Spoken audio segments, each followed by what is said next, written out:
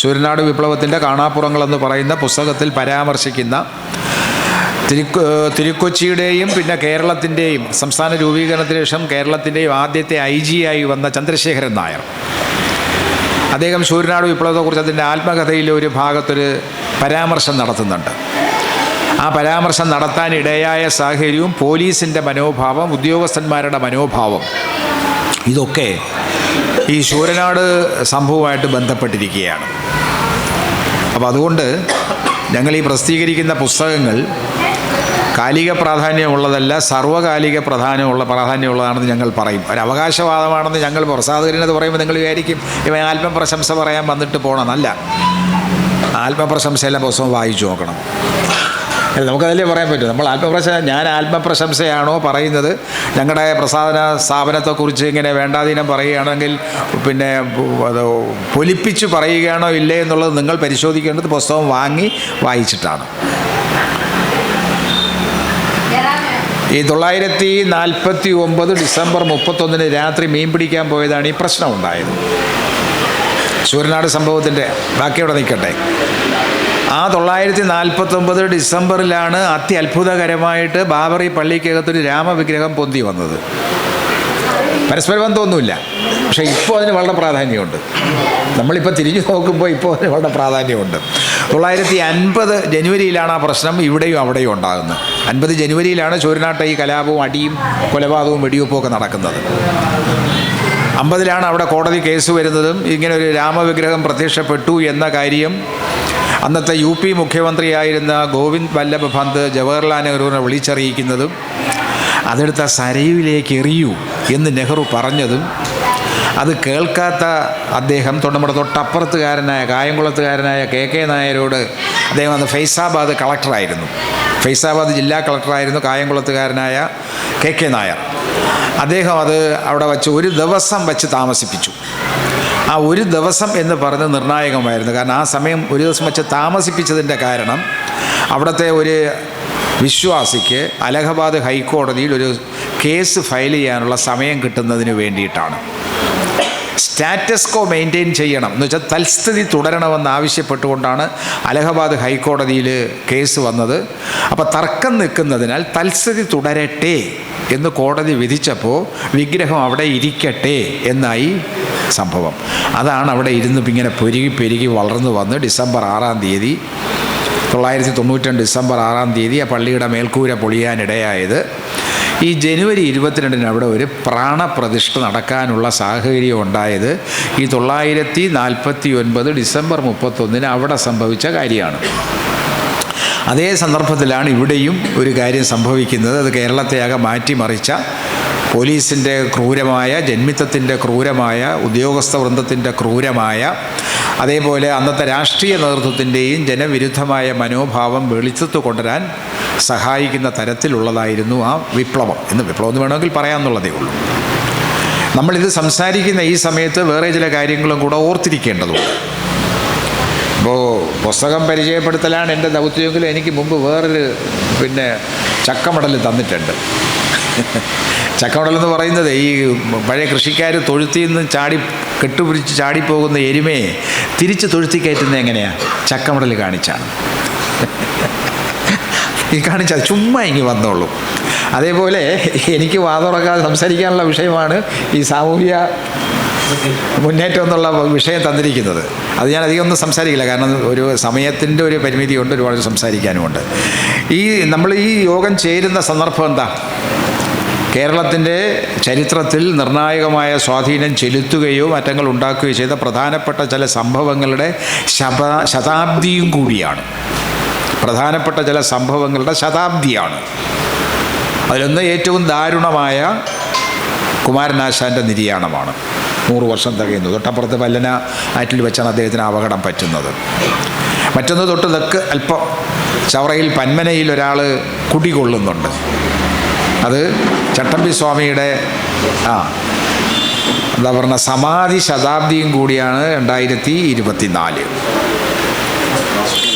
25-ലാണ് വഴിനടക്കാനുള്ള അവകാശത്തിന് വേണ്ടിയിട്ടുള്ള വൈക്കം സത്യാഗ്രഹം നടക്കുന്നത്. അതിൻ്റെ 100-ാം വാർഷികമാണ്. മതത്തിൻ്റെയും ജാതിയുടെയും പേരിൽ മനുഷ്യർ തമ്മിലടിക്കുകയും കലഹിക്കുകയും കുത്തിക്കൊല്ലുകയും മനുഷ്യരല്ലാതെ പെരുമാറുകയും ചെയ്യുന്നത് കണ്ട് മനം മടുത്തിട്ട് തൻ്റെ കൂടെയുള്ളവർക്കും ശിഷ്യന്മാർക്കും കൂടെയുള്ളവർക്കൊന്നും താൻ എന്താണോ പറഞ്ഞത് എന്ന കാര്യം മനസ്സിലാകാത്തത് കൊണ്ട് എല്ലാവർക്കും ബോധ്യപ്പെടാനും എല്ലാ മതക്കാർക്കും ബോധ്യപ്പെടാനും വേണ്ടി ശ്രീനാരായണ ഗുരു ആലുവ അദ്വൈതാശ്രമത്തിൽ സർവമത സമ്മേളനം വിളിച്ചു ചേർത്തതിൻ്റെ 100ാം വാർഷികവുമാണ് ഈ 2024. അത് മാർച്ച് മാസം 3, 4 തീയതികളിലാണ് വരുന്നത്. കുംഭത്തിലെ ആ സംഭവം നടക്കുന്ന കുംഭം 17, 18 എന്നീ തീയതികളിലാണ്. അതായത് നമ്മുടെ ആലുവ നമ്മുടെ ശിവരാത്രി ഉത്സവമായിട്ട് ബന്ധപ്പെട്ടാണ് ആ സംഭവിക്കുന്നത്. അപ്പോൾ ആലുവ സർവമത സമ്മേളനത്തിൻ്റെ തീരുമാനപ്രകാരം ഗുരു വിളംബരം ചെയ്ത ഒരു ഒറ്റ വാചകത്തിലുള്ളൊരു പ്രമേയമുണ്ട്. ഒരു പ്രസ്താവന അവതരിപ്പിക്കുന്നത് ശിഷ്യൻ വായിക്കുന്നു, സദസ്സത് ഏകകണ്ഠമായി അംഗീകരിക്കുകയും ചെയ്യുന്നു. പക്ഷേ അതിനേക്കാൾ പ്രധാനം ഈ യോഗത്തിന് സ്വാഗതം പറഞ്ഞ ഗുരുവിൻ്റെ പ്രിയ ശിഷ്യൻ സ്വാമി സത്യവ്രതൻ അവതരിപ്പിച്ച ഒരു ദീർഘമായ സ്വാഗത പ്രസംഗമുണ്ട്. ആ സ്വാഗത പ്രസംഗം നമ്മൾ അച്ചടിച്ച് ഈ ഗ്രന്ഥശാല എല്ലാവർക്കും വിതരണം ചെയ്യണമെന്ന് ഞാൻ അഭ്യർത്ഥിക്കുകയാണ്. നമുക്ക് പ്രസംഗിക്കേണ്ട, അത് മനസ്സിരുത്തി വായിച്ചു കഴിഞ്ഞാൽ 100 കൊല്ലം മുമ്പ് ഗുരു എന്താണോ, കാരണം ഗുരുവിൻ്റെ നിർദ്ദേശപ്രകാരം സത്യവ്രത സ്വാമിയും CV കുഞ്ഞിരാമനും കൂടി തയ്യാറാക്കുകയും പിന്നീട് ഗുരു അത് വേണ്ട ഭേദഗതി വരുത്തിയിട്ടാണ് അവതരിപ്പിക്കാനായിട്ട് സത്യവ്രതനെ ഏൽപ്പിക്കുന്നത്. അതിൽ അന്നത്തെ കാലത്ത് ഗുരു എന്താണ് ഉദ്ദേശിച്ചത് എന്നും അത് ഇന്നും പ്രസക്തമാണ് എന്നും നമുക്ക് ബോധ്യപ്പെടും. അത് MK സാനു എഴുതിയ സ്വാമി സത്യവ്രതൻ്റെ 2 വാല്യങ്ങളിലൊരു ജീവചരിത്രമുണ്ട്, സച്ചിദാനന്ദ സ്വാമി എഴുതിയ, അതിനകത്തുണ്ട്. അല്ലെങ്കിൽ പ്രൊഫസർ MK സാനു എഴുതിയ ശ്രീനാരായണ ഗുരുദേവൻ എന്ന് പറഞ്ഞതിൻ്റെ ഗുരുവിൻ്റെ ജീവചരിത്ര ഗ്രന്ഥത്തിൽ അത് കൊടുത്തിട്ടുണ്ട്. എവിടുന്നായാലും വായിക്കണം. അതിനകത്ത് ഇന്ന് നമ്മൾ കാണുന്ന ഈ മതത്തിൻ്റെയോ അല്ലെങ്കിൽ ജാതിയുടെയോ പേരിലുള്ള ഭ്രാന്ത് അന്നേ ഉണ്ടായിരുന്നു എന്ന് ഗുരുവിന് ബോധ്യമായതുകൊണ്ടാണ് അദ്ദേഹം അങ്ങനെ ഒരു സ്വാഗത പ്രസംഗത്തിന് സത്യവ്രതനെ ചുമതലപ്പെടുത്തുന്നു. ഒരു കാര്യം നോക്കൂ, 1888 തൻ്റെ 32ാമത്തെ വയസ്സിലാണ് ശ്രീനാരായണ ഗുരു അരുവിപ്പുറത്തൊരു പ്രതിഷ്ഠ നടത്തുന്നത്. ഇന്നത്തെ ആൾക്കാരുടെ ഭാഷയിൽ പറഞ്ഞാൽ തീഷ്ണ യൗവനം. ഗുരുവിനന്ന് 32 വയസ്സേ ഉള്ളൂ. തീഷ്ണ യൗവനമാണ്. ആ തീഷ്ണ യൗവനത്തിൻ്റെ ചൂടിൽ നിൽക്കുന്ന മനുഷ്യൻ ഇങ്ങനെ ഒരു വിഗ്രഹം പ്രതിഷ്ഠിച്ചിട്ട് അദ്ദേഹം താഴെ എഴുതി വെച്ചതെന്താ? ജാതിഭേദം മതദ്വേഷം ഏതുമില്ലാതെ സർവരും സോദരത്വേന വാഴുന്ന മാതൃകാ സ്ഥാനമാണിത് എന്നാണ്. 4 നൂറ്റാണ്ട് കഴിഞ്ഞിട്ടും കൂടെയുള്ളവർക്കത് മനസ്സിലായില്ല. മറ്റുള്ളവർക്ക് മനസ്സിലാവാത്തവർക്ക് മടിക്കാം, അത് മനസ്സിലാക്കാം, പോട്ടെ. പക്ഷേ ഗുരുവിൻ്റെ കൂടെ നടന്ന് ഗുരുവിൻ്റെ വചനങ്ങൾ കേട്ട് ഗുരുവിൻ്റെ പ്രവർത്തനത്താൽ ഉദ്ബോധിതരായി പ്രചോദിതരായി അരയും തലയും മുറുക്കി ഇങ്ങനെ സമരത്തിനിറങ്ങി വന്ന കൂടെ നിൽക്കുന്നവർക്ക് പലർക്കും മനസ്സിലായില്ല കാര്യം. അതുകൊണ്ട് അദ്ദേഹം 1916 ജാതിയില്ലാ വിളംബരം പ്രസിദ്ധീകരിച്ചു. ജാതിയില്ലാ വിളംബരം ആരെ ഉദ്ദേശിച്ച? ആ ജാതിയില്ലാ വിളംബരം നമ്മൾ 2016 100ാം വാർഷികം നമ്മൾ നാടൊട്ടുക്ക് ആചരിച്ചതാണ്. ഈ ലൈബ്രറിയിലും എൻ്റെ പരിപാടികൾ നടന്നിട്ടുണ്ടാവും. അതിൽ പറഞ്ഞത് എന്താ? നാം പ്രത്യേക ജാതിയിലോ മതത്തിലോ ഉൾപ്പെടുന്നില്ല, എന്നിട്ടും ചില പ്രത്യേക വർഗക്കാർ നമ്മെ അവരുടെ വർഗത്തിൽപ്പെട്ടതായി വിചാരിക്കുകയും പ്രവർത്തിക്കുകയും ചെയ്തു വരുന്നതിനാൽ നമ്മുടെ വാസ്തവത്തിന് വിരുദ്ധമായ ധാരണയുണ്ടാകാൻ ഇടയായിരിക്കുന്നു. ശ്രീനാരായണ ഗുരു ഈഴവനല്ല എന്ന് സ്ഥാപിക്കാൻ അദ്ദേഹം ശ്രമിക്കുമ്പോൾ കൂടെയുള്ളവർ പറയുക താൻ ഈഴവൻ തന്നെ. പിന്നെ ഗുരു വേറെ എന്തു ചെയ്യും? നമ്മുടെ വാസ്തവത്തിന് വിരുദ്ധമായ ധാരണയുണ്ടാകാൻ ഇടയായിരിക്കുന്നു. നാം പ്രത്യേക ജാതിയിലോ മതത്തിലോ ഉൾപ്പെടുന്നില്ല. ജാതിയില്ല എന്ന് മാത്രമല്ല, നമ്മൾ പേരിട്ടത് ജാതിയില്ല വിളംബരം എന്നാണെങ്കിലും പ്രത്യേക ജാതിയോ മതമോ ഇല്ല എന്ന് മഹാജ്ഞാനിയായ അദ്ദേഹത്തിന് അറിയാമായിരുന്നു. എന്നിട്ടും വിശേഷമില്ല. മതപരിവർത്തനവാദം വന്നു.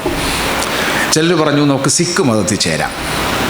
ഈഴവരാണ് ഈ പറയുന്നത്, മറ്റ് ജാതിക്കാരല്ല. മറ്റ് ജാതിക്കാർ പലരും നേരത്തെ തന്നെ ക്രിസ്തു മതത്തിൽ ചേർന്നിരുന്നു. ചേർന്ന് അവിടെ ചെന്നപ്പോൾ ചില പ്രശ്നങ്ങളുണ്ടായതുകൊണ്ട് കയറ് പൊട്ടിച്ച് ചാടി ഇപ്പുറത്ത് പോന്നു. അതാണ് മാർത്തോമാ സഭയിലേക്ക് പോയ പൊയ്കയിൽ യോഹന്നാൻ്റെ അനുഭവം. പിന്നീട് അദ്ദേഹം കുമാര ഗുരുദേവനായി PRDS പ്രത്യക്ഷ രക്ഷാ ദൈവസഭ സ്ഥാപിക്കാനുമൊക്കെ ഇടയായത് മാർത്തോമാ സഭയിൽ കയറിയതിൻ്റെ വിശേഷം കൊണ്ടാണ്. കാരണം അവിടെ ചെന്നാലും അവശ്യ ക്രൈസ്തവനെ ആവൂ, ക്രിസ്ത്യാനിയാവില്ല. ഇപ്പോഴും നിലനിൽക്കുകയാണ് ആ നിയമം. പിന്നോക്ക സമുദായത്തിൽ ജാതികളിൽപ്പെട്ടവർ ക്രിസ്തുമതത്തിൽ ചേർന്നാൽ സംവരണത്തിൻ്റെ ആനുകൂല്യമില്ല. 12% വിദ്യാലയ പ്രവേശനത്തിന് 12% പിന്നെ പട്ടികജാതി എന്ന് പറയുന്നവർക്ക് ആനുകൂല്യം. 10% PSC വഴി നിയമനം കിട്ടുന്നത്. പക്ഷേ കഷ്ടകാലത്തിനോ അല്ലാതെ ഇവൻ ക്രിസ്തുമതത്തിൽ ചേർന്നാലോ കിട്ടൂല. 2% പോകും. ഇവരൊന്ന് അവശ്യ ക്രൈസ്തവൻ എന്ന പേരിലേക്ക് പോകും.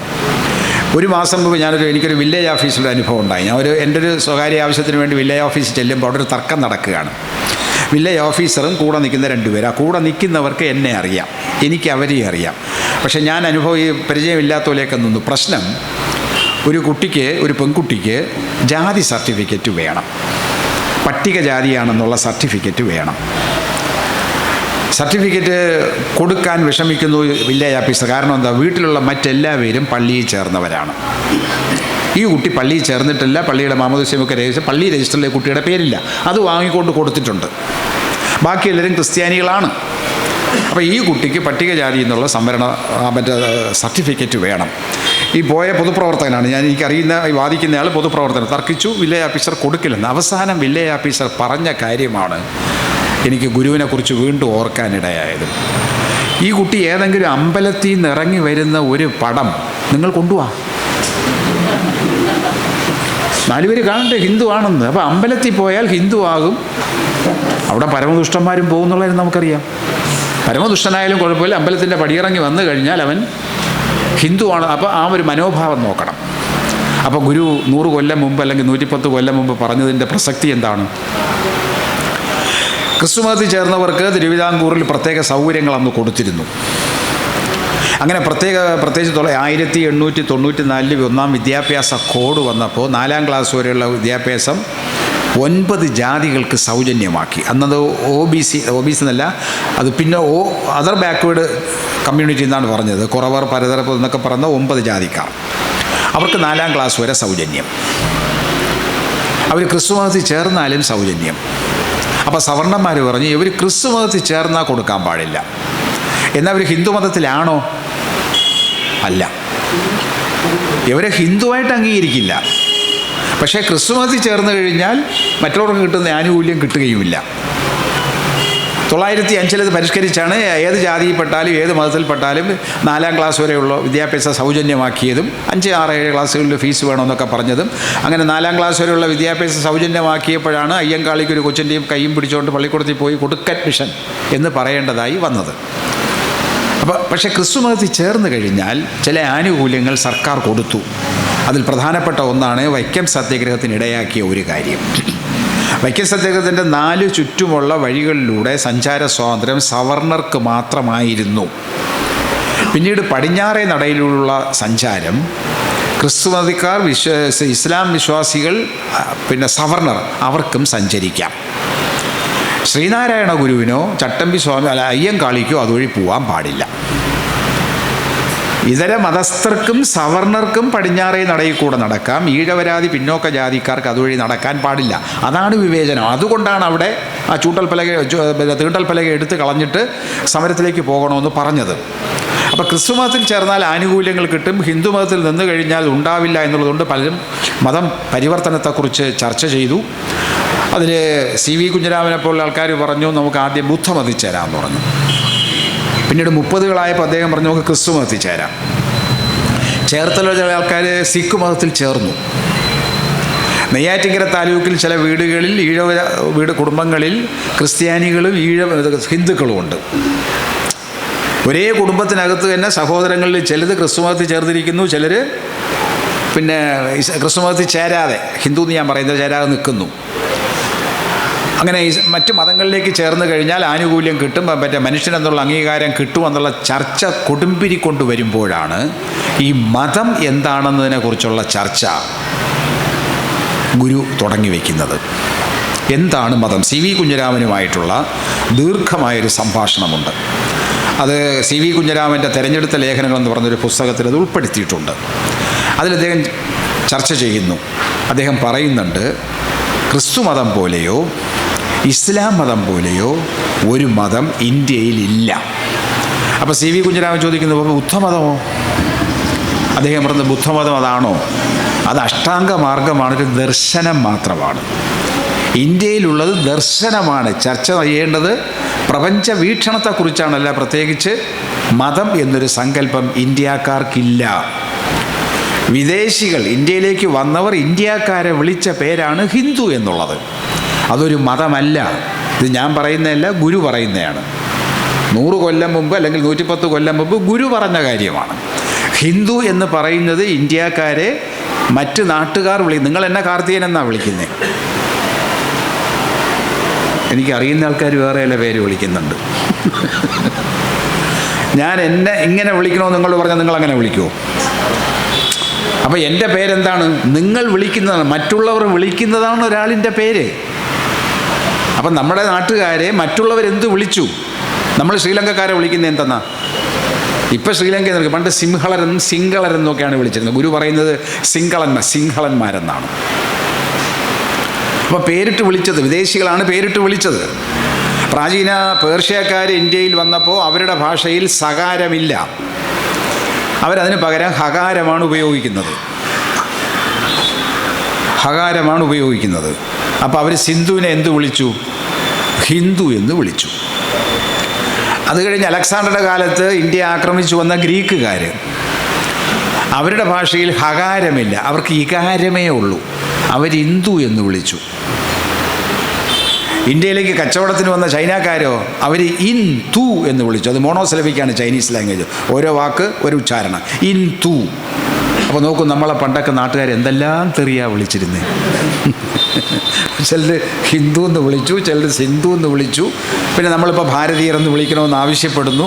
ഇങ്ങനെ വ്യത്യസ്തമായ പേരുകൾ വിദേശികൾ നമുക്ക് നൽകിയതാണ് എന്നും നമ്മുടെ നാട്ടിലുള്ളത് ചിന്താപദ്ധതിയാണ് എന്നും അത് ബുദ്ധദർശനമായിരുന്നാലും ജൈന ദർശനമായിരുന്നാലും ആസ്തിക ദർശനങ്ങളായിരുന്നാലും നാസ്തികമായിരുന്നാലും ഒക്കെ ചിന്താപദ്ധതിയാണ്. അദ്വൈതമായിരുന്നാലും മറ്റേതായിരുന്നാലും ചിന്താപദ്ധതിയാണ്, ദേവന്മാരല്ല.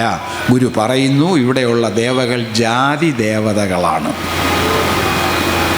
ഇന്ത്യയിലെ 33 കോടി ദേവകളുണ്ടെങ്കിൽ 33 കോടി ജാതികൾ ഉണ്ടായിരിക്കണം. ഇവിടെ പരിസരത്ത് നിങ്ങൾ നോക്കൂ, കൊച്ചു കൊച്ചു ദേവന്മാരൊക്കെ ഒരു 50 മീറ്റർ ഇടവിട്ട് ഓരോരുത്തർ കാണും. തിരുവനന്തപുരം നഗരത്തിലെ കാര്യം എനിക്ക് കൃത്യമായിട്ടറിയാം. 50 കൂട്ടർ കാണും. അതിലും സവർണന്മാരും അവർണന്മാരും. ഇപ്പം എല്ലാം മാറി, എല്ലാം ഒന്നിൻ്റെ ഭാഗമാക്കി നമ്മൾ പൂർവാധികം ഭംഗിയായിട്ട് ഉത്സവം നടത്തിക്കൊണ്ടിരിക്കുന്നുണ്ട്. പക്ഷേ പണ്ട് ഈ സവർണ ക്ഷേത്രങ്ങളിലാണ് അവർണർക്ക് പ്രവേശനമില്ലാതിരുന്നത്.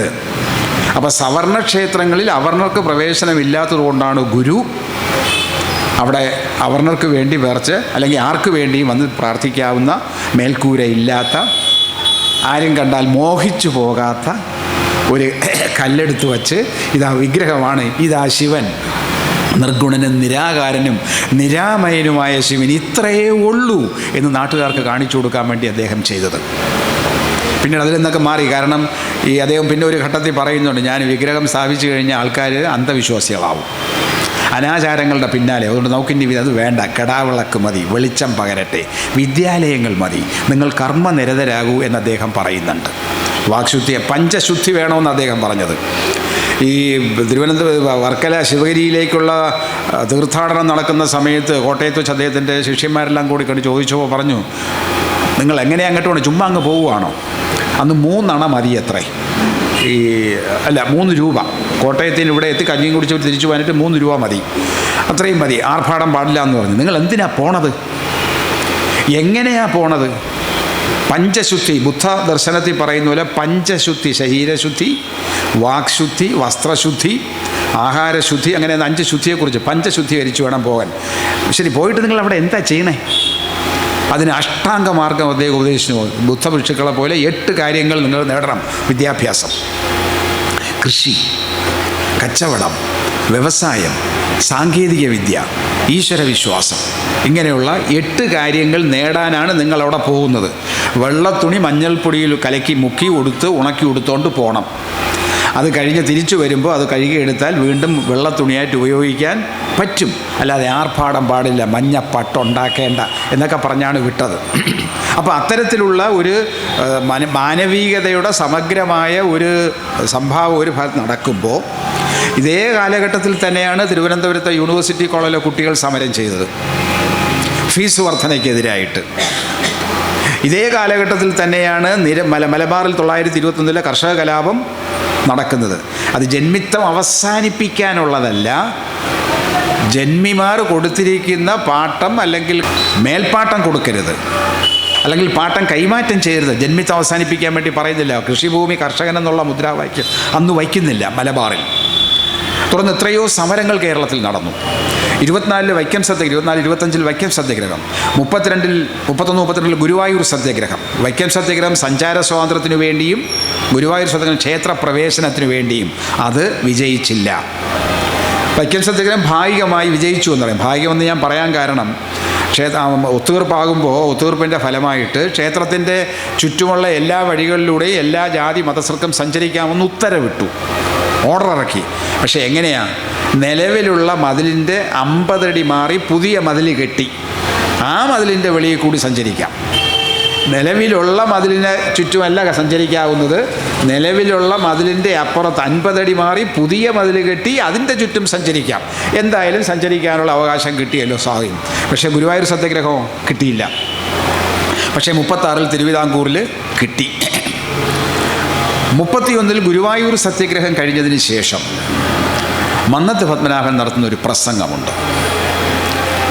ആ പ്രസംഗത്തിൽ അദ്ദേഹം പറയുന്നു, ആ പ്രസംഗത്തിൽ പറയാനുള്ള കാരണം, കേരളത്തിലെ പല ക്ഷേത്രങ്ങളിലും സ്ത്രീകൾ പോകാറില്ല. പ്രവേശനം നിഷേധിച്ചതുകൊണ്ടല്ല, സ്ത്രീകൾ പോകാറില്ല. കാരണം എന്താ? ഒറ്റ മുണ്ടുടുത്തേ പോകാവൂ. കേരളത്തിൻ്റെ ആചാരം ഒറ്റ മുണ്ടുടുത്തു, ആണായാലും പെണ്ണായാലും ഒറ്റ മുണ്ടുടുത്തേ പോവാവൂ. അപ്പോൾ തെക്കൻ തിരുവിതാംകൂറിലെ സ്ത്രീകൾ സമരം ചെയ്തിട്ട് അവകാശം നേടി. 1801 സർക്കാർ ഉത്തരവിറക്കി, സ്ത്രീകൾക്ക് ഇഷ്ടപ്പെട്ട വസ്ത്രം ധരിക്കാം. ഇഷ്ടപ്പെട്ട വസ്ത്രം ധരിക്കാമെന്ന് സർക്കാർ ഉത്തരവിറക്കിയതല്ലേ എന്ന് വിചാരിച്ച് തിരുവനന്തപുരത്തെ സ്ത്രീകൾ മുണ്ടും 2ാം മുണ്ടും ധരിച്ച് പത്മനാഭസ്വാമി ക്ഷേത്രത്തിൽ പോയി.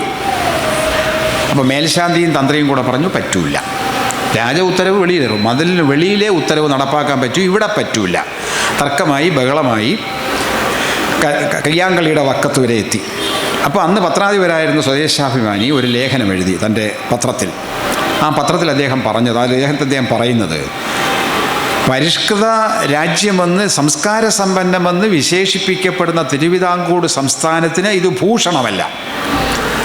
രാജാവ് ഇടപെടണം, ഉത്തരവിറക്കണം, സ്ത്രീകൾക്ക് മാന്യമായ വേഷം ധരിച്ചുകൊണ്ട് അകത്ത് കയറി പ്രാർത്ഥിക്കാനുള്ള അവസരം കൊടുക്കണം.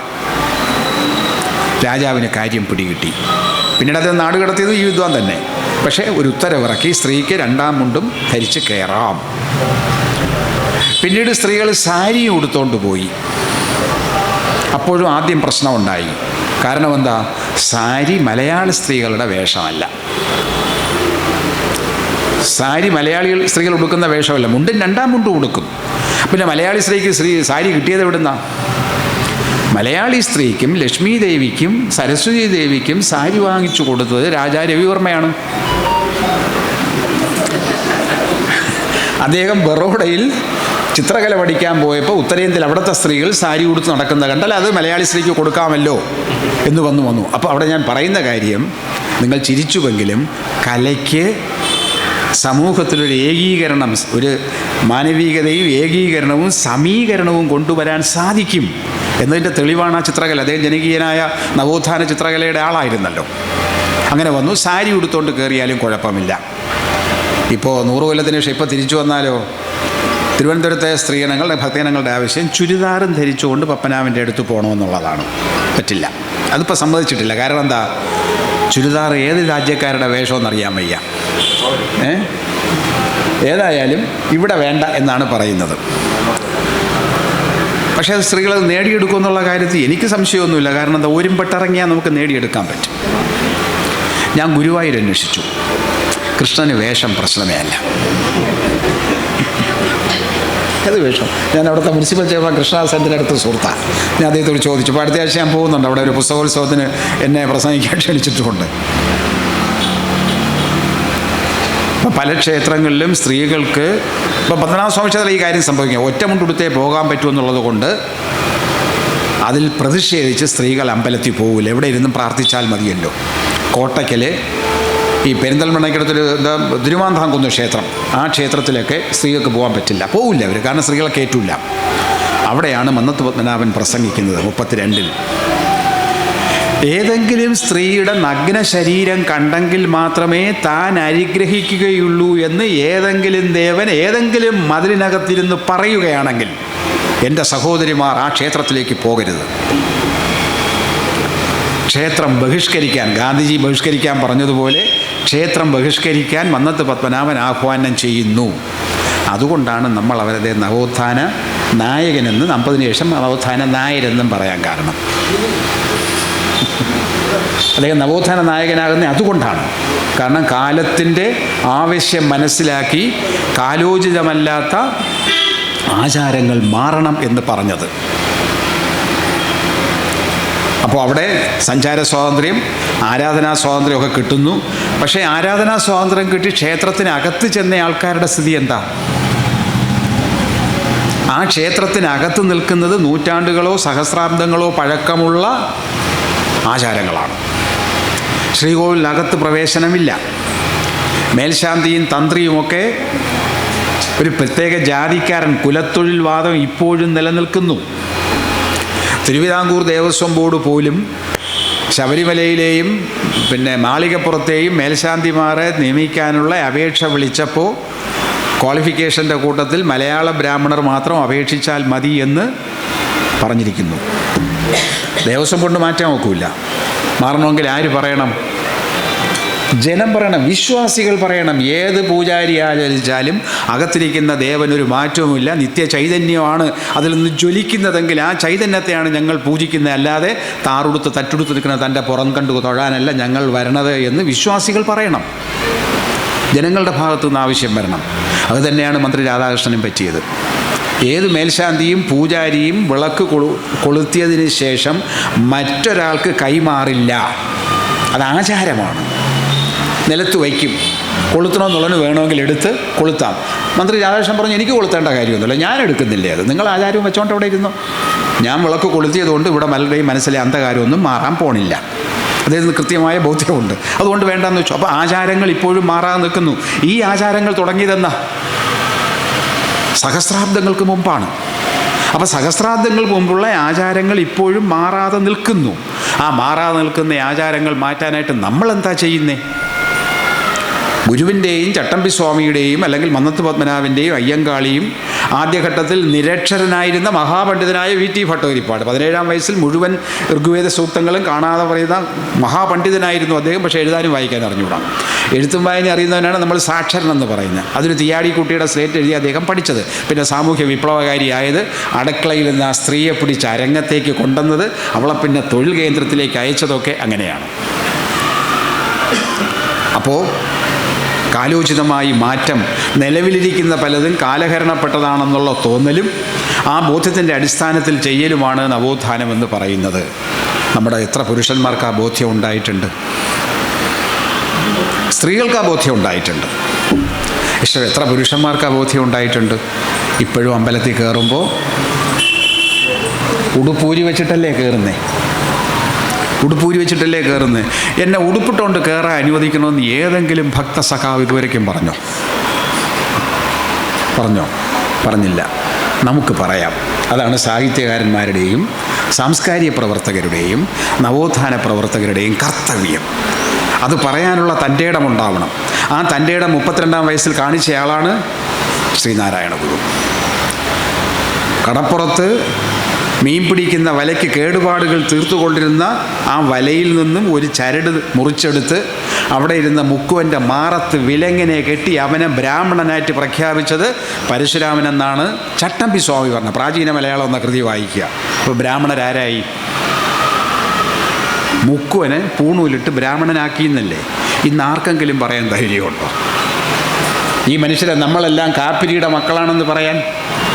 ഇപ്പോൾ 2021 സ്വാന്തേ പാവോ എന്ന് പറയുന്ന സ്വീഡിഷ് പണ്ഡിതന് നൊബേൽ സമ്മാനം കിട്ടിയത് DNA പഠനത്തിനാണ്. ആ DNA പഠനത്തിൽ അദ്ദേഹം പറയുകയാണ് 70,000 വർഷങ്ങൾക്ക് മുമ്പ് ആഫ്രിക്കയിൽ നിന്ന് യാത്ര ആരംഭിച്ച ഹോമോ സാപ്പിയൻ എന്ന് പറയുന്ന മനുഷ്യനാണ് ലോകം മുഴുവൻ ചുറ്റിയതും. നമ്മുടെ പരിശോധിച്ചാൽ കിട്ടുന്ന DNA-യും അമേരിക്കയിലെ ചുമന്ന ഇന്ത്യക്കാരൻ്റെ DNA-യും ചൈനയിലെ മഞ്ഞക്കാരൻ്റെ DNA-യും ആഫ്രിക്കയിലെ കറുമ്പൻ്റെ DNA-യും എല്ലാം ഒരു കോമൺ ഫാക്ടർ, ഒരു പൊതു ഘടകമുണ്ട് എന്ന് വെച്ചാൽ അർത്ഥം എന്താണ്? നമ്മളെല്ലാം ആദിമ പിതാവും മാതാവുമായ ആഫ്രിക്കക്കാരുടെ മക്കളാണ്. ആഫ്രിക്കക്കാരെ SK പൊറ്റക്കാട് വിളിച്ചത് എന്താ? കാപ്പിരികളുടെ നാടെന്ന്. നമ്മളെല്ലാം കാപ്പിരികളുടെ മക്കളാണെന്ന് പറയാൻ ധൈര്യമുണ്ടോ? DNA ശാസ്ത്ര സത്യത്തിൻ്റെ അടിസ്ഥാനത്തിൽ അത് പറയുമ്പോഴാണ് നമ്മൾ നവോത്ഥാന നായകന്മാരാവുന്നത്. അതേപോലെയാണ് 1930-കളിൽ സ്വാതന്ത്ര്യ സമരത്തിൻ്റെയും രാഷ്ട്രീയ പ്രസ്ഥാനങ്ങളുടെയും വളർച്ചയായി കർഷകർക്ക് അവകാശങ്ങൾ സ്ഥാപിച്ചു കിട്ടണമെന്നുള്ള ആവശ്യം മുന്നോട്ട് വെച്ചുകൊണ്ട് കർഷക സംഘം സ്ഥാപിക്കുന്നത്. 1921 കലാപം അടിച്ചമർത്തപ്പെട്ടു. അത് കർഷകർക്ക് കൃഷിഭൂമിയിൽ ഉടമസ്ഥാവകാശം കിട്ടണമെന്ന് അവകാശപ്പെട്ടുകൊണ്ടുള്ളതല്ല. കുടിയൊഴിപ്പിക്കരുത്, പൊളിച്ചെഴുത്ത് പാടില്ല, മേൽച്ചാർത്ത് പാടില്ല എന്ന ആവശ്യങ്ങളായിരുന്നു. അത് ക്രൂരമായി അടിച്ചമർത്തപ്പെട്ട് വിജയിച്ചില്ല. പക്ഷേ പിന്നീട് 30-കളിൽ ഈ കർഷക പ്രസ്ഥാനം വലിയ ഒരു സംഭവമായിട്ട് വളർത്തിക്കൊണ്ടുവരുന്നു. അതിൽ കോൺഗ്രസ് സോഷ്യലിസ്റ്റ് പാർട്ടി, അവസാനം ഒളിവിൽ പ്രവർത്തിക്കുന്ന കമ്മ്യൂണിസ്റ്റ് പാർട്ടിയൊക്കെ സജീവമായിട്ട് പ്രവർത്തിച്ചു. അങ്ങനെ പ്രവർത്തിച്ചപ്പോഴാണ് ഏറ്റവും വലിയ കൊടിയ ചൂഷണവും ദുരിതവും അനുഭവിക്കുന്ന കർഷകരുടെയും കർഷക തൊഴിലാളികളുടെയും പ്രശ്നം മനസ്സിലാകുന്നത്. അവരെ ഉത്തേജിപ്പിക്കാനും പ്രചോദിപ്പിക്കാനും സംഘടിപ്പിക്കാനും വേണ്ടിയാണ് 1930-കളിലെയും 40-കളിലെയും ഇടതുപക്ഷക്കാർ, പുരോഗമന വിശ്വാസികൾ സമരം തുടങ്ങുന്നത്. അങ്ങനെയാണ് പാട്ടബാക്കി എന്ന നാടകമുണ്ടാകുന്നത്. എന്താ പാട്ടബാക്കിയുടെ ഇതിവൃത്തം? ജന്മിയുടെ ക്രൂരതയ്ക്കെതിരെ പോരാടുന്ന ഒരു സംഭവം അവതരിപ്പിക്കാനാണ്.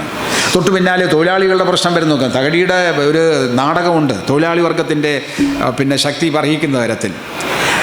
1939 മദ്രാശി നിയമസഭയിൽ നിയമിച്ച കുട്ടിക്കൃഷ്ണ മേനോൻ എന്ന് പറയുന്ന കുടിയായ്മ കമ്മിറ്റി. ആ കുടിയായ്മ കമ്മിറ്റിയിലൊരംഗമായിരുന്നു EMS നമ്പൂതിരിപ്പാട്, MLA ആയിരുന്നു അന്ന്. അദ്ദേഹം അതിനോടൊരു വിയോജിപ്പ് രേഖപ്പെടുത്തി. ആ വിയോജിപ്പാണ് പിന്നീട് അദ്ദേഹം ലഘുലേഖയായിട്ട് പ്രസിദ്ധീകരിച്ചു. A short history of peasant movement in Kerala. കേരളത്തിലെ കർഷക പ്രസ്ഥാനത്തിൻ്റെ ലഘുചരിത്രം 1942 പ്രസിദ്ധീകരിച്ചു. ആ 1942 പ്രസിദ്ധീകരിച്ച എ ഷോർട്ട് ഹിസ്റ്ററി അല്ലെങ്കിൽ കേരളത്തിലെ കർഷക പ്രസ്ഥാനത്തിൻ്റെ ലഘുചരിത്രം എന്ന് പറയുന്ന പുസ്തകത്തിൽ നിന്നുകൊണ്ടാണ് ശൂരനാട് സംഭവം ഉണ്ടാകുന്നത്. എന്തിനു വേണ്ടി? ജന്മിമാരുടെ ചൂഷണത്തിനെതിരായിട്ട്. അത് നെല്ല് കൃഷി ചെയ്യാൻ കിട്ടുന്ന പദമെന്നോ കൊറ്റെന്നോ ഒക്കെ ഇവിടെ എന്താ പറയുന്നത് എനിക്കറിയില്ല. ഒരു വിഹിതത്തിന് ഞങ്ങളുടെ നാട്ടിൽ കൊറ്റെന്ന് പറയും, ഇവിടെ പദമെന്നോട്ടാണ് പറയുന്നത്. പദം, ആ പദം കൊടുക്കുന്നതും കൊടുക്കാത്തതുമല്ല, അല്ലെങ്കിൽ അതിൻ്റെ മാത്രമല്ല മനുഷ്യത്വരഹിതമായ പ്രവർത്തനം. മനുഷ്യരാണ്, സഹജീവികളാണ്. ഈ ചേറിൽ കിടക്കുന്ന ചെറുമനാണ് പൊന്നിൻ്റെ നിറമുള്ള നെല്ലുണ്ടാക്കുന്നത് എന്ന സത്യം മറച്ചു വച്ചിട്ട് അവൻ്റെ നെൽപ്പുരകൾ നിറയുന്നത് അങ്ങനെയാണ് എന്ന് മനസ്സിലാക്കിക്കൊണ്ട് തന്നെ അവനെ പട്ടിക്കും പൂച്ചയ്ക്കും കൊടുക്കുന്ന അവകാശങ്ങൾ പോലും കൊടുക്കാതെ ചേറിൽ ചവിട്ടിത്താഴ്ത്തുന്ന ക്രൂരമായ ജന്മിത്തം. ആ ജന്മിത്തത്തിന് അന്ത്യശാസനം കൊടുക്കുകയാണ് EMSൻ്റെ ഈ കൃതി.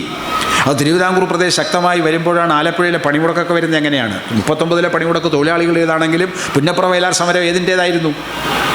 അതിന് നിദാനം തൊഴിലാളി വർഗത്തിൻ്റെ മാത്രമല്ല കർഷകരുടെയും കൂടി പ്രശ്നമാണ്, കർഷക തൊഴിലാളികളുടെ പ്രശ്നം. അത് തിരുവിതാംകൂറിലെ കേരളത്തിലെ കർഷക തൊഴിലാളി പ്രസ്ഥാനത്തിൻ്റെ ചരിത്രം പരിശോധിച്ചാൽ എങ്ങനെയാണ് നിരക്ഷരനായ അവനെ പഠിപ്പിച്ചെടുത്ത് കർമ്മോത്സുകനാക്കി കൊണ്ടുവന്നത്. അതിൻ്റെ ഭാഗമായിട്ടാണ് കേരളത്തിലുടനീളം, അത് ശൂരനാട് ഒരു പ്രത്യേക സംഭവമായിട്ട് വന്നു എന്നുള്ളത് മാത്രമല്ല, ഇതിന് സമാനമായിട്ട് തൊട്ട് മുമ്പത്തെ വർഷവും പിന്നീട് നിരവധി സമരങ്ങൾ കേരളത്തിൻ്റെ പല ഭാഗത്തും നടന്നിട്ടുണ്ട്. ശൂരനാട് സംഭവം ഒരു പ്രത്യേക കാരണം, ഇത് അദ്ദേഹം പറഞ്ഞതുപോലെ ഇപ്പോൾ തെന്നലാത്ത് കുടുംബത്തിൻ്റെ ഒരു കുളത്തിൽ നിന്ന് മീൻ പിടിക്കാനുള്ള അവകാശം കിട്ടി, മീൻ പിടിച്ചു, അതവിടെ അടിച്ചോട്ടിച്ചു, പോലീസുകാരൻ വന്നു, അവർക്ക് ദുരുദ്ദേശങ്ങളുണ്ടായിരുന്നു. അന്ന് രാത്രി വീടുകളിൽ കയറി അവർ ആക്രമിക്കാൻ ചെന്നു, ചെറുത്തുനിന്ന് നാട്ടുകാരവരെ തിരിച്ചോടിച്ചു. ഒരു പോലീസുകാരനും ഒരു ഇൻസ്പെക്ടറും മുണ്ടും ജൂവയും എടുത്ത പോലീസ് ഉദ്യോഗസ്ഥനും പിന്നെ വേറൊരു കോൺസ്റ്റബിളും കൊല്ലപ്പെട്ടു. പിറ്റേന്നിട്ട് നായാട്ട് തുടങ്ങി.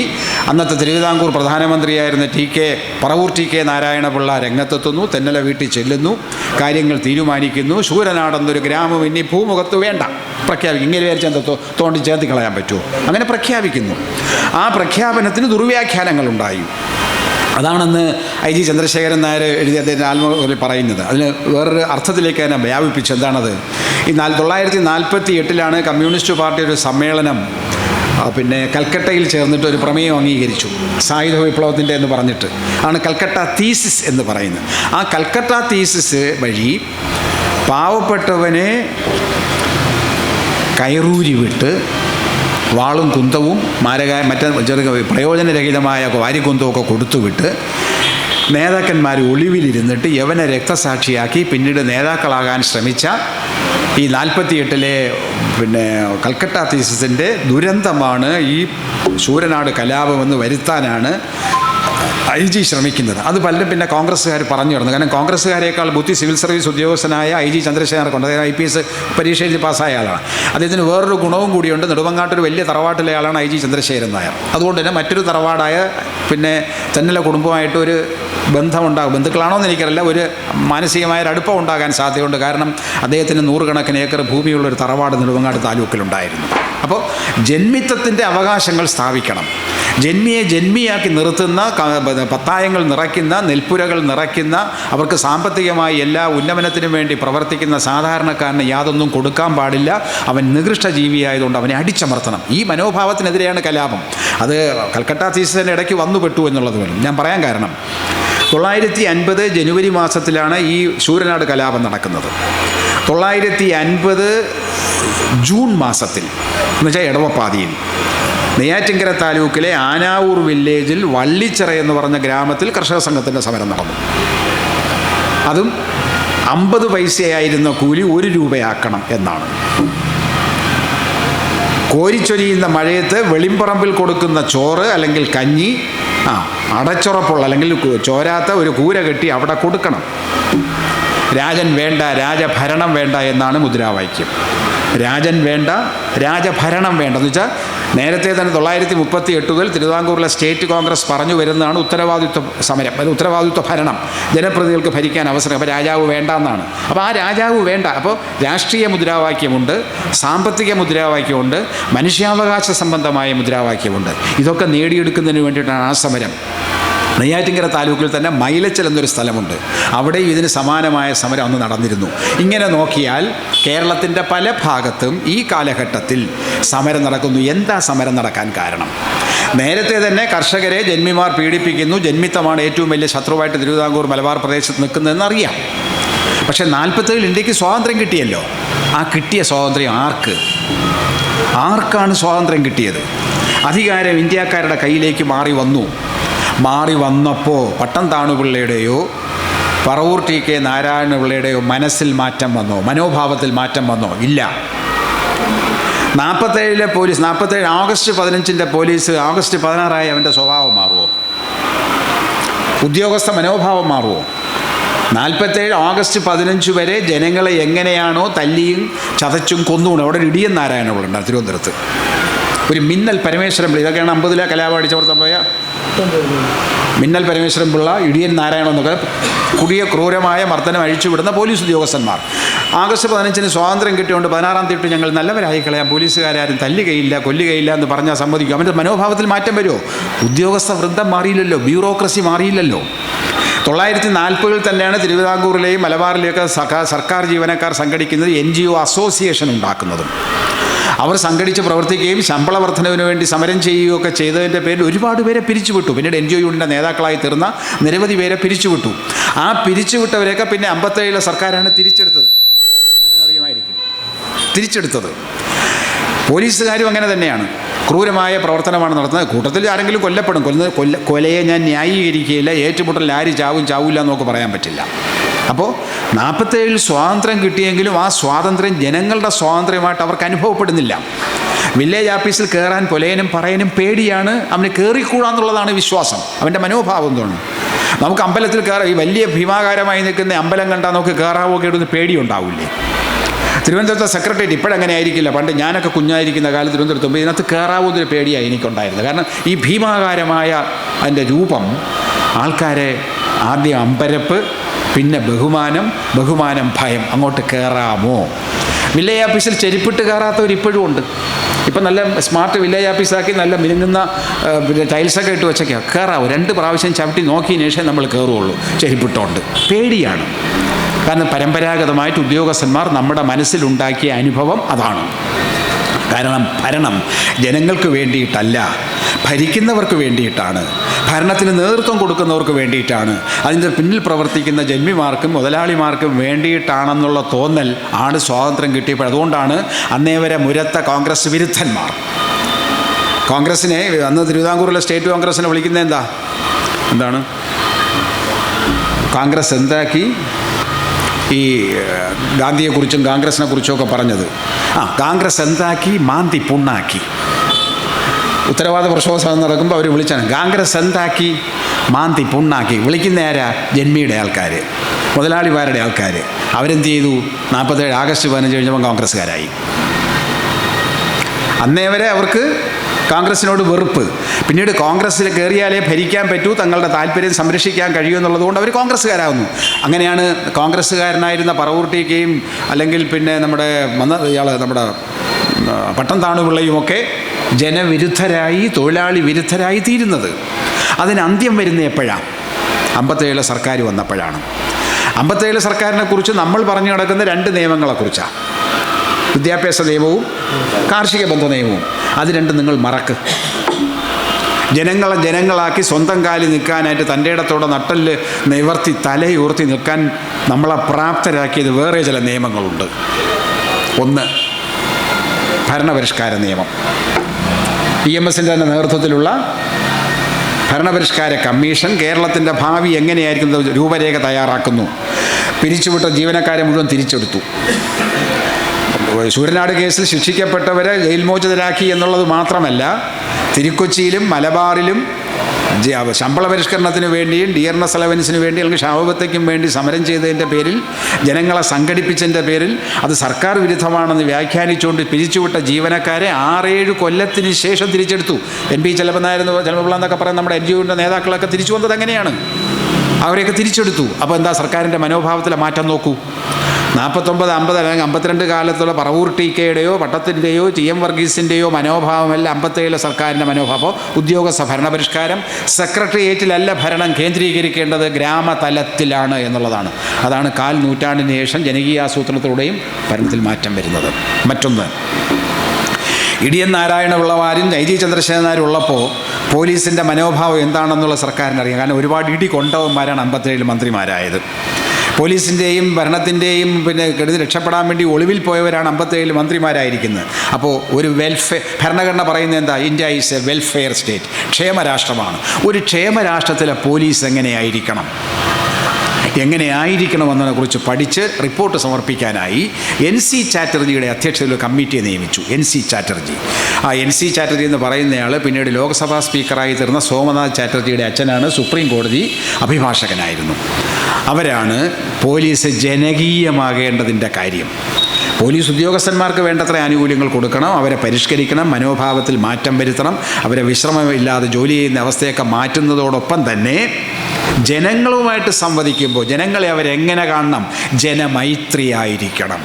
അതാണ് 40-50 കൊല്ലത്തിന് ശേഷം 2006-11 കാലത്ത് വരുന്ന ജനമൈത്രി പോലീസ്. ഇപ്പോഴതാണെന്ന് മിക്കവാറും എല്ലാ സ്റ്റേഷനിലും എഴുതി വെച്ചിട്ടുണ്ട്. ജനമൈത്രി നകത്ത് ചെന്നാൽ സുഭാഷിതമല്ല നമ്മൾ കേൾക്കുന്നത്. അപ്പം അതൊരു സിസ്റ്റത്തിൻ്റെ ഭാഗമാണ്. ഈ പിന്നെ വിക്രമാദിത്യൻ്റെ സിംഹാസനത്തിൽ കയറിയ ഭോജരാജാവിന് വന്ന മാറ്റമുണ്ടല്ലോ, വിക്രമാദിത്യ കഥയിൽ വായിച്ചിട്ടില്ലേ? അപ്പോൾ കയറിയപ്പോൾ സാലഭജിക മരത്തിലുള്ള സാലഭജിക പ്രതിമ പറയുകയാണ്, നിൽക്കൂ മഹാരാജാവേ, ഞങ്ങൾ എങ്ങോട്ടാണ് ഈ കയറി പോണേന്ന് അറിയാവോ? അപ്പോൾ പറയും വിക്രമാദിത്യൻ്റെ അല്ലേ, എന്നാൽ നിൻ്റെ വിക്രമാദിത്യൻ്റെ ഒരു ഗുണഗണങ്ങൾ പറയൂ. അപ്പം നമ്മൾ കാല് വെച്ച് പോലീസ് സ്റ്റേഷനിൽ കയറുമ്പോൾ നിൽക്കൂ, നിങ്ങൾ എങ്ങോട്ടാണ് കയറി പോണേന്ന് അറിയാവോ? ഇത് ഇടിയൻ നാരായണപിള്ള ഇരുന്ന സ്റ്റേഷനാണ്. പിന്നെ സുഭാഷിതമായിരിക്കും വരുന്നത്. അതൊന്ന് വിളിക്കാൻ പാടില്ല, ഉത്തരവ് ഇറക്കിയിട്ടുണ്ട്. പക്ഷേ അറിയാതെ വിളിച്ചു പോകും. നമ്മൾ ന്യായീകരിക്കും, ചിലവനെ കണ്ടാൽ വിളിച്ചാലേ തീരൂ, ഒന്നുകിൽ അരിശം തീരാൻ ഇല്ലെങ്കിൽ മറ്റവനൊന്ന് നിശേഷനാക്കാൻ വേണ്ടി വിളിച്ചു തരും. അപ്പോൾ ജനമൈത്രി പോലീസ് എങ്ങനെയാണ് SPCS വന്നത്? സ്റ്റുഡൻറ്റ് പോലീസ് കേഡറ്റ് വന്നത് എങ്ങനെയാണ്? വിദ്യാർത്ഥികളായിരിക്കുമ്പോൾ തന്നെ പോലീസിൻ്റെ സംവിധാനം എങ്ങനെയായിരിക്കണം, പോലീസിനെ കുറിച്ചുള്ള നിങ്ങളുടെ മനോഭാവം എങ്ങനെയായിരിക്കണം, നിങ്ങൾ പോലീസായാൽ എന്ത് മനോഭാവത്തിലേക്ക് വളരണം, അത് 50 വർഷത്തിന് ശേഷമാണ് നമുക്ക് നടപ്പിലാക്കാം. അപ്പോൾ 57 സർക്കാരിൻ്റെ ഇതൊക്കെ ആവട്ടെ, നമുക്ക് ഭരിക്കുന്നത് എന്തുകൊണ്ടാണ്? നമ്മൾ ഭരിക്കുന്നത് എങ്ങനെയാണ്? ഭരിക്കുന്നത് ഭാഷയിലൂടെയാണ്. നിങ്ങൾ കേട്ടിരിക്കുന്നത് എന്തുകൊണ്ടാണ്? എൻ്റെ ഭാഷയുള്ളതുകൊണ്ടല്ലേ. ഭരണഘടന എഴുതി വെച്ചേക്കുന്ന ഏതിലാണ്? ഒരു ഭാഷയിലാണ്. സർക്കാർ ഉത്തരവ് ഇറങ്ങുന്ന ഏതിലാ? ഒരു ഭാഷയിലാണ്. ഭാഷ വേണം, ഭരണത്തിന് ഭാഷ വേണം. പക്ഷേ 50-ൽ നിൽക്കുന്ന ഭരണഭാഷ ഏതാ? 50-ൽ നിൽക്കുന്ന, ഇന്ത്യക്ക് സ്വാതന്ത്ര്യം കിട്ടുമ്പോൾ ഇന്ത്യയുടെ ഭരണഭാഷ ഏതാ? തിരുവിതാംകൂറിൻ്റെ ഭരണഭാഷ ഏതാ? കേരളത്തിൻ്റെ ഭരണഭാഷ ഏതാ? അത് ഇംഗ്ലീഷാണ്. ഇപ്പോഴും മാറിയോ? ജനങ്ങൾക്ക് മാറണമെന്നുണ്ടെങ്കിൽ, ഭരണം മാറണമെന്നുണ്ടെങ്കിൽ ആദ്യം ഏത് മാറണം? ഭരണഭാഷ മാറണം. ആ ഭരണഭാഷ മാറണമെന്നുള്ളത് കൊണ്ടാണ് EMSൻ്റെ കാലത്ത് പിന്നെ എന്താ പറഞ്ഞത്, നമ്മുടെ ഒരു ഭാഷാ കമ്മീഷനെ നിയമിച്ചു. കോമാട്ടിൽ അച്യുതമേനോൻ അദ്ദേഹത്തിൻ്റെ നേതൃത്വത്തിൽ ഒരു കമ്മീഷനെ നിയോഗിച്ചു. എങ്ങനെയാണ് ഭരണഭാഷ മലയാളമാക്കേണ്ടത്? ശുദ്ധശൂന്യതയിൽ നിന്നും ഉണ്ടാവുകയില്ല, പ്രയോഗിക്കുമ്പോൾ മാത്രമേ വരികയുള്ളൂ. പ്രയോഗിക്കുമ്പോൾ ഭാഷ താനേ വരും, വാക്കുകൾ താനേ വരും. ഇപ്പോഴും നമ്മൾ എത്രയോ ഇംഗ്ലീഷ് പദങ്ങൾ നമ്മൾ മലയാളമാക്കി ഉപയോഗിക്കുന്നില്ലേ? ഈ മൈക്ക്, ലൗഡ് സ്പീക്കറിന് ഇനി വേറെ മലയാളം വേണം. പണ്ട് ഇതിൻ്റെ പേര് ഉച്ചഭാഷണി എന്നാണ്. മൊബൈലിന് വേറെ മലയാളം വേണം. കൈപ്പേച്ചി എന്ന് തമിഴിൽ പറയും, പക്ഷേ നമ്മൾ മൊബൈലിൽ തന്നെ ഉച്ചരിക്കുന്നത്. ഒരു വാക്ക് വേണമെങ്കിൽ കൈപ്പേച്ചി, കയ്യിൽ വെച്ച് പേച്ചാൻ സംസാരിക്കാൻ പറ്റുന്ന കൈപ്പേച്ചി.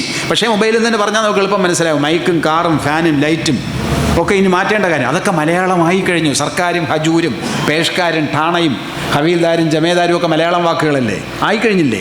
അതേപോലെ ഇംഗ്ലീഷുള്ള പദങ്ങൾ മലയാളമാകും, പക്ഷേ സന്ദർഭം ഉണ്ടാക്കിയെടുക്കണം. ഭരണഭാഷ മലയാളമാകണമെങ്കിൽ എവിടെ ഭാഷ മാറണം? വിദ്യാഭ്യാസത്തിൻ്റെ ഭാഷ മാറണം.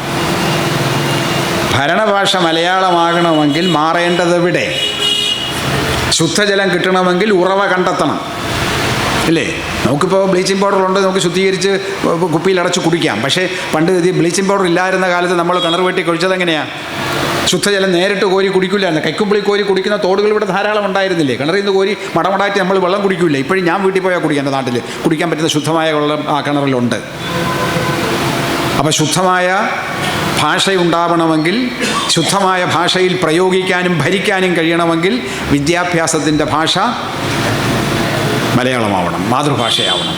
അതാണ് കോമാട്ടിൽ അച്യുതമേനോൻ കമ്മിറ്റി പറഞ്ഞത്. അത് 1969 ഔദ്യോഗിക ഭാഷാ നിയമമായിട്ട് വരുന്നത്. അതിൻ്റെ ചൂട് പിടിച്ചുകൊണ്ട് 2017 ഇപ്പോഴത്തെ സർക്കാർ അതിൻ്റെ ആദ്യത്തെ ഒന്നാം ഇന്നിങ്സിൽ, അല്ലെങ്കിൽ ഒന്നാം വേളയിൽ ഒരു ഉത്തരവിറക്കി. കേരളത്തിനകത്ത് പ്രവർത്തിക്കുന്ന എല്ലാ വിദ്യാഭ്യാസ സ്ഥാപനങ്ങളിലും മലയാളം നിർബന്ധമായിട്ട് പ്രയോഗിച്ചിരിക്കണം. അപ്പോൾ പറഞ്ഞു, നല്ലത് തന്നെയാണ്, എൻ്റെ മക്കളെ അയക്കാൻ ഒക്കില്ല. ഒരുപാട് പേര് അതിനോട് എതിർപ്പ് പ്രകടിച്ചു. കാര്യം എന്താ? നമ്മളിപ്പോഴും പഴയൊരു കൊളോണിയൽ മോൾഡിൽ കിടക്കുകയാണ്. അപ്പോൾ ഭരണം മാറണം. ഭരണം മാറണമെങ്കിൽ മനോഭാവത്തിൽ മാറ്റം വരണം. മനോഭാവത്തിൽ മാറ്റം വരണമെങ്കിൽ മാതൃഭാഷയിൽ, കാരണം മനുഷ്യൻ്റെ ഏറ്റവും ശക്തമായ ആയുധമെന്ന് പറയുന്നത്, അവൻ്റെ സംഭാവന എന്ന് പറയുന്നത് ഭാഷയാണ്. ആ ഭാഷയിൽ ഉൽപ്പാദിപ്പിക്കുന്ന വിജ്ഞാനമാണ്. അപ്പോൾ 50-ൽ ശൂരനാട് കലാപത്തിൻ്റെ ഫലമായിട്ട് കുറേ 5 പേർ രക്തസാക്ഷികളായി, 2 പേർ കാണാതായി എന്ന് അദ്ദേഹം വിശദമായിട്ട് അതിൽ പറയുന്നുണ്ട്. അതിൽ പങ്കെടുത്ത് പീഡനങ്ങൾ ഏറ്റുവാങ്ങിയവരുടെ ഒരു പട്ടിക അദ്ദേഹം അനുബന്ധം, അതാണ് പ്രസവത്തിൻ്റെ ഏറ്റവും വലിയ പ്രത്യേകത എന്ന് പറയുന്നത്. അതിൽ പങ്കെടുത്ത് നമ്മൾ പോലും മറന്നുപോയ ചില പേരുകൾ അതിൽ കണ്ടെത്തി അദ്ദേഹം അവരുടെ ജീവിത ചരിത്രം അതിനകത്ത് ലഘു കുറിപ്പായിട്ട് ഉദ്ദേശിച്ചിട്ടുണ്ട്. ജന്മിത്വം അവസാനിപ്പിക്കണമെന്നുള്ളതാണ് കലാപത്തിൻ്റെ അടിസ്ഥാനം. തെന്നല കുടുംബത്തിൻ്റെ തോന്നിയവാസം അവസാനിപ്പിക്കണമെന്നുള്ളതല്ല, ജന്മിത്വം അവസാനിപ്പിക്കണം, അതിൻ്റെ ചൂഷണം അവസാനിപ്പിക്കണം. അതിൻ്റെ നിമിത്തമായി ശൂരനാട് കലാപം വന്നു എന്നുള്ളതാണ്. 60-80 കൊല്ലത്തിന് ശേഷം നമ്മൾ തിരിഞ്ഞു നോക്കുമ്പോൾ സംഭവിച്ചെന്താ? കൃഷിഭൂമിയിൽ ഇപ്പോൾ തർക്കങ്ങളില്ലല്ലോ. നമ്മുടെ ഉൽപ്പന്നത്തിന് വില കിട്ടുന്നില്ല എന്നൊരു പ്രശ്നം നിലനിൽക്കുന്നുണ്ട്. അത് ഈജിപ്തിൽ യുദ്ധം നടക്കുന്നിടത്തോളം, അല്ലെങ്കിൽ ഹമാസും പാലസ്തീൻകാരും യുദ്ധം ചെയ്യുന്നിടത്തോളം കാലം, ചെങ്കടൽ വഴി പോകുന്ന കപ്പലിൻ്റെ മേളിൽ ബോംബ് വീഴുന്നിടത്തോളം കാലം നമ്മുടെ റബ്ബറിന് വില കിട്ടൂല, കുരുമുളകിന് വില കിട്ടൂല. കാരണം എന്താ? ഈ സാധനം ചരക്ക് കടത്തിക്കൊണ്ട് പോകുന്നത് എങ്ങോട്ടാണ്? യൂറോപ്പിലേക്കാണ്. യൂറോപ്പിൽ പോകുന്ന ചെങ്കടലിൽ കൂടിയാണ്. സൂയസ് കനാൽ വഴി മധ്യധരണ്യാഴി കയറിയിട്ടാണ് യൂറോപ്പിലെത്തുന്നത്. അവിടെ ബോംബ് വീണു. അവിടെ തകർത്തപ്പോൾ എന്ത് ചെയ്തു? ഈ കപ്പലുകൾ വഴി മാറ്റി പോകുന്നു. പണ്ട് വാസ്കോഡ ഗാമ 3000 മൈൽ ചുറ്റിപ്പോകുന്നു. 3000 മൈൽ ചുറ്റിപ്പോയാൽ ചിലവ് കൂടും. യാത്രാ ചിലവ് കൂടിയാൽ വിൽക്കേണ്ടവൻ്റെ ചരക്കിന് വില കുറയും, വാങ്ങേണ്ടവൻ്റെ നിന്ന് കൂടുതൽ വില വാങ്ങേണ്ടി വരും. അപ്പോൾ റബ്ബറിൻ്റെ വില കുറയാൻ കാരണം എന്താ? അന്താരാഷ്ട്ര കമ്പോളത്തിൽ ഭീമന്മാർ കിടക്കുന്നത് കൊണ്ടാണ്. പക്ഷേ ഇപ്പോൾ കൃഷിഭൂമിക്ക് വേണ്ടി ആരും സമരം, കാരണം ഇപ്പോൾ ആരും ഭൂമി വിലയ്ക്ക് വാങ്ങി കൃഷി ചെയ്യില്ലല്ലോ. കാരണം കൃഷി ലാഭകരമല്ലാതായത്. പക്ഷേ 50-കളിൽ അതല്ല. 50-കളിൽ അത് മാത്രമേ ഉള്ളൂ ജീവിക്കാൻ. ഭൂമിയുടെ വലിപ്പം നോക്കിയിട്ടാണ്, ഭൂമിയുടെ വിസ്തൃതി നോക്കിയിട്ടാണ് സമ്പന്നനാണോ ഇല്ലേ എന്ന് പറയുന്നത്. ആ കൃഷിക്കാരന് 37 ലക്ഷം പാട്ടക്കുടിയാന്മാർക്ക് കൃഷിഭൂമിയിൽ ഉടമസ്ഥാവകാശം കൊടുത്തതാണ് 57 കാർഷിക ബന്ധ നിയമം. അങ്ങനെ 37 ലക്ഷം പാട്ടക്കുടിയാന്മാർക്ക് ഒഴിപ്പിക്കൽ ഭീഷണിയിൽ നിന്ന് മോചനം നേടാനും ഉടമസ്ഥാവകാശം കിട്ടിയതുകൊണ്ടാണ് കേരളത്തിൻ്റെ വികസന മാതൃകയുണ്ടായത്. സ്ത്രീകൾ ആശുപത്രി പ്രസവിക്കാൻ തുടങ്ങിയത്. നിങ്ങൾ ആലോചിച്ച് കുടിക്കുന്ന ഏറ്റവും പ്രായം കൂടി ആൾക്കാരൊക്കെ ആലോചിച്ചു എന്ന് തൊട്ടാണ് എത്ര നാൾ വരെ പ്രസവം വീട്ടിലുണ്ടായിരുന്നു. നാട്ടിൻപുറത്തൊരു ജനസേവിക ഉണ്ടായിരുന്നു വയറ്റാട്ടി എന്ന പേരിൽ. പേറെടുപ്പ് വീട്ടിലായിരുന്നു. ഇപ്പോൾ എവിടെയാണ് പേറെടുപ്പ്? ആ മനോഭാവത്തിലേക്ക് മാറിയത് എങ്ങനെയാണ്? ആ മനോഭാവത്തിലേക്ക് മാറിയത് പെൺകുട്ടികളുടെ വിദ്യാഭ്യാസത്തിൽ വ്യാപനമുണ്ടായതുകൊണ്ടാണ്. ആരോഗ്യ സങ്കല്പങ്ങളിൽ മാറ്റമുണ്ടായതുകൊണ്ടാണ്. ആരോഗ്യരംഗത്ത് ഒരുപാട് സൗകര്യങ്ങൾ ഉണ്ടാകണമെന്നുള്ള ആവശ്യത്തിൻ്റെ അടിസ്ഥാനത്തിൽ സർക്കാരുകൾ മാറിയതുകൊണ്ടാണ്. പൊതുവിതരണം മാറിയതുകൊണ്ടാണ്. പൊതുജനാരോഗ്യം മാറിയത്. എല്ലാം പൊതു എന്നൊരു സങ്കല്പത്തിലേക്ക് കേരളത്തെ നയിച്ചത് 57 സർക്കാരാണ്. 60കളിലും 70കളും വരെ ആ മാറ്റം തുടർന്നു. ഒരു മാറ്റവുമില്ലാതെ തുടർന്നു. 90 ആയപ്പോൾ തലകുത്തനെ മറിഞ്ഞു. കാരണം ഇപ്പോൾ എന്താ, എല്ലാം സ്വകാര്യ മേഖലയും മതി എന്നുള്ള രീതിയിലേക്ക് പോയി. അപ്പോൾ ശൂരനാട് കലാപം ഉൾപ്പെടെയുള്ള നിരവധി ജന്മിവിരുദ്ധ കലാപങ്ങളും കർഷക തൊഴിലാളി സമരങ്ങളുമൊക്കെ കേരളത്തെ മുന്നോട്ട് നയിക്കുന്നതിൽ ഒരുപാട് നിർണായകമായ സ്വാധീനം ചെലുത്തിയവയാണ്. ആ സമരം തന്നെയാണ് 57 സർക്കാരിനെ അധികാരത്തിലെത്തിച്ചതും. 50കളുടെ ആരംഭത്തിൽ KPAC വരുന്നതും നിങ്ങൾ എന്നെ കമ്മ്യൂണിസ്റ്റാക്കിയതും തോപ്പിൽ പേസി ഇടികൊണ്ട് നെല്ല് മുറുങ്ങിപ്പോയ തോപ്പിൽ ഭാസി നാടകങ്ങൾ എഴുതാൻ തുടങ്ങിയതും ഒക്കെ എന്തിൻ്റെ വെളിച്ചത്തിലാണ്?